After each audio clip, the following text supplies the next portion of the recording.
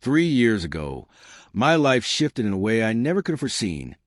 What began as a fleeting glance turned into a journey that ended with shattering truth. My name is Dominic, and this is a story of how being the steady, reliable guy sometimes means finishing last in a race for someone's heart. It's a tale of love, hope, and betrayal, all unraveling in a single voice message that destroyed everything I thought I knew. Let me take you back to where it all began, at a wedding, a joyous celebration that now feels more like the opening act of a tragedy. The groom was a lifelong friend, a brother in every sense, someone I'd shared endless memories with since childhood. The bride, radiant and surrounded by her closest friends, introduced me to a world I hadn't fully known. Among her bridesmaids was Natasha, a woman whose presence seemed to ignite the room. Her laughter was infectious, her smile a beacon that caught my eye more times than I could count. We exchanged fleeting glances across the crowded venue, our eyes meeting briefly, but loaded with something unspoken. A few words passed between us. Small talk about the ceremony, the music, the chaos of the dance floor, but nothing that hinted at what was to come. The night was a blur of celebration, and as it wound down, a quiet regret settled over me. I hadn't asked for her number. That nagging feeling of a missed opportunity lingered, refusing to fade. I'm not one to dwell on what-ifs, but Natasha remained in my thoughts like a small, persistent spark. In a rare moment of boldness, I reached out to the groom a few days later, asking him to discreetly pass along Natasha's contact info through his wife. He laughed at my persistence but understood, telling me, "If you don't try, you'll always wonder." Soon enough, I had her number. Our first messages were cautious, tentative, a careful dance of two strangers feeling their way toward each other. I was honest, telling her I found her captivating and wanted to see where this might lead. To her credit, Natasha was equally upfront. She was already in a relationship, one that was rocky at best. She didn't lead me on, she didn't play games. I respected that honesty and stepped back, unwilling to complicate someone else's life. But even as I withdrew, Natasha kept the line open. She sent occasional messages, playful comments about shared interests, subtle hints that felt more personal than casual. Was she keeping me as a backup? Was she genuinely curious? Or just enjoying the attention? I couldn't say. Still, I didn't close the door. I stayed nearby, intrigued, hopeful, perhaps a little foolish. A couple of months later, news came through a mutual acquaintance that Natasha's relationship had ended. She didn't tell me herself at first, but soon her messages grew more frequent, more intentional. She asked about my plans, suggested casual meetups, and slowly began weaving herself into my world. I was cautious, afraid of misreading signals, but her persistence was hard to ignore. We started spending more time together, sometimes just the two of us, sometimes with my friends. It felt natural, effortless, like something real was blossoming. After about 6 months of this slow, careful dance, we had the conversation I've been waiting for. Natasha said she was ready for something serious. I echoed her feelings. We decided to make it official. She shared fragments of her past with me, a relationship marked by inconsistency, fleeting affection, and broken promises. She described herself as someone who loved fiercely and gave her all when she was truly all in. I listened, maybe too eagerly, wanting to be the opposite of the man who'd hurt her. I wanted to be the one who showed up every day, who made her feel truly cherished.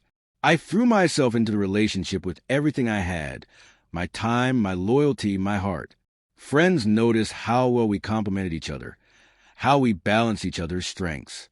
"You're a perfect match," they said, and I believed it. From the outside, we looked like a couple who had it all figured out, and I took pride in that. 2 years in, I began thinking about forever. I loved road trips with my closest friends, a tradition that brought me out of my shell. When I mentioned planning one, Natasha's excitement was immediate. She thrived on adventure, and the idea of hitting the open road with my crew thrilled her. As we mapped out the journey, I started imagining something bigger, a moment where the open road, my best friends, and the woman I loved all came together. I bought a ring, planned the perfect moment, and during that trip, I asked her to marry me. Her reaction was everything I dreamed of: tears, a resounding yes, and an embrace that made me feel untouchable. In that instant, I believed I'd found my future, the culmination of every choice that had led me there. After the trip, we threw ourselves into wedding plans. Natasha moved into my apartment, a natural step that felt like a glimpse into our life ahead. At first, it was exhilarating, waking up beside her, dreaming together, making plans.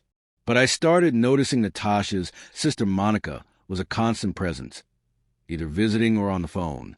Their conversations often felt intense, far beyond just wedding details.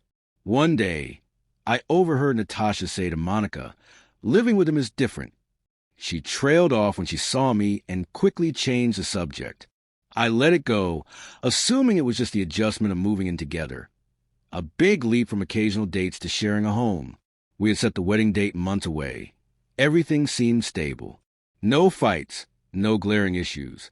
Even she laughed one evening, saying, "I thought we'd be driving each other crazy by now, but it's been smooth."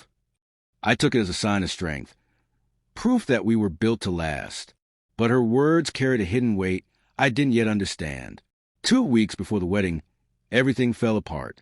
I was at work, finishing a routine task, when my phone buzzed with a voice message from Natasha.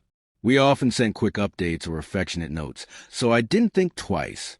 But when I played it, I knew something was wrong. There was no greeting, just a raw, unguarded voice, as if I'd stumbled into a private conversation not meant for me.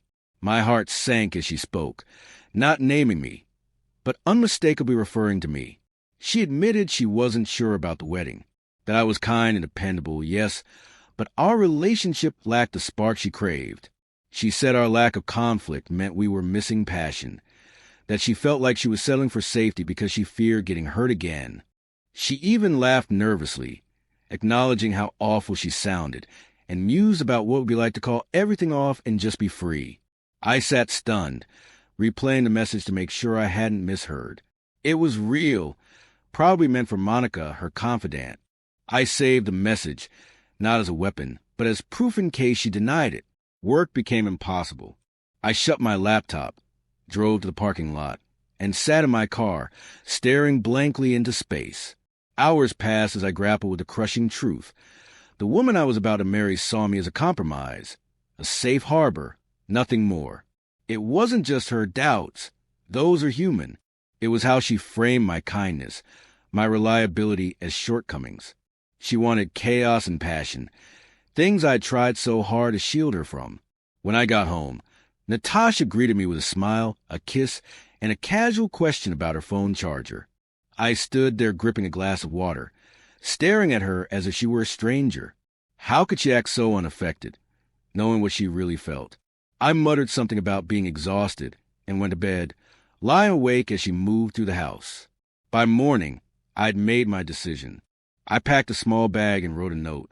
"You meant to send that message to Monica. I heard it. I won't marry someone who doesn't love me fully. You have 3 days to move out and return my key, or I'll involve the authorities." I left the note by the coffee maker and walked out. Her call started that afternoon. I ignored the first 2, but on the third, I answered. She was sobbing, insisting it was just a fleeting doubt, a moment of stress. She said she was venting, that it didn't reflect her true feelings. I let her speak, then said calmly, "Doubts don't sound like calculated confessions. If you want chaos, find it, but not with me." I hung up before she could respond. She didn't stop. Natasha reached out to my friends, my family, weaving a vague story of misunderstanding. She never told them the full truth, which only fueled my frustration. When anyone asked, I sent them the voice message, letting her words speak for themselves. Her parents called, confused and hurt, suggesting pre-wedding nerves. I explained it wasn't nerves. It was her admitting she saw me as a safe but unwanted choice. By the third day, she moved out, leaving my key under the door. In my grief, I realized I'd escaped a lifetime of being someone's second choice. A week later, she showed up at my door uninvited, stumbling over apologies, claiming it was a moment of weakness. I asked her, if I hadn't heard that message, would we be married while you hid your true feelings? Her silence said everything. She begged for another chance, proposing we postpone the wedding and work through it. I told her it was over. When she lingered, I locked the door and walked away, leaving her behind. What would you have done? Would you have stayed, hoping to salvage something real, or walked away to protect your heart? If this story touched something inside you, feel free to share it.